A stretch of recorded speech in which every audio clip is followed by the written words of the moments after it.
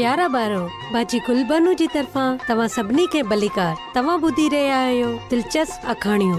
अचो त अॼु जी अखाणी ॿुधूं ऐं लुत्फ़ अंदोज़ थियूं। जंगल जो राज़ टेरी बि सुठे दराड़ जे रिडन मां हिकु आहे।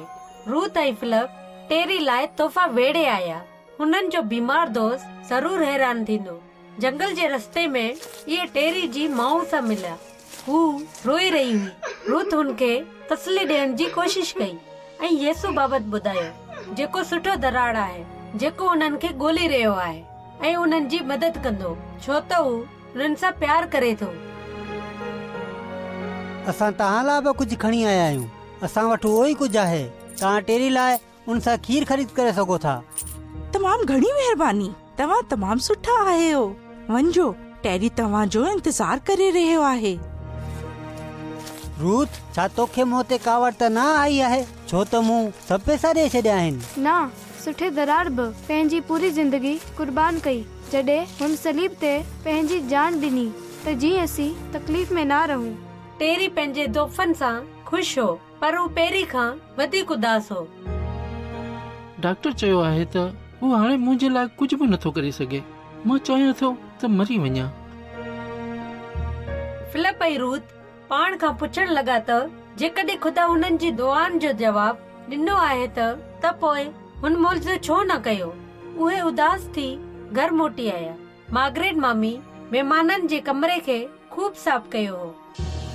तव्हांजो छा ख्याल आहे जेकॾहिं असां टेरी ऐं हुनजी माउ खे पाण सां गॾु रहण ॾियूं? वाह, इहो त तमामु सुठो थींदो।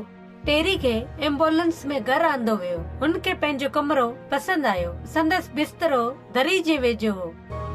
ही तमामु भलो आहे। पोइ हुन दीवार ते लॻल तस्वीर ॾिठी। यसु सुठो दराड़ जंहिं पंहिंजे गुम थियल रिड जो हथ पकड़ियो हो।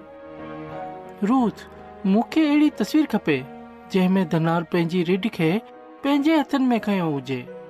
पादरी रोबेंजर हुन लाइ हिकु तस्वीर खणे आयो। तस्वीर में तमामु घणियूं रिडूं हुयूं। येसु हली रहियो हो ऐं रिड खे पंहिंजे हथनि में खयो हो। ही हिनखे किथे वठी वञी रहियो आहे? पंहिंजे घर।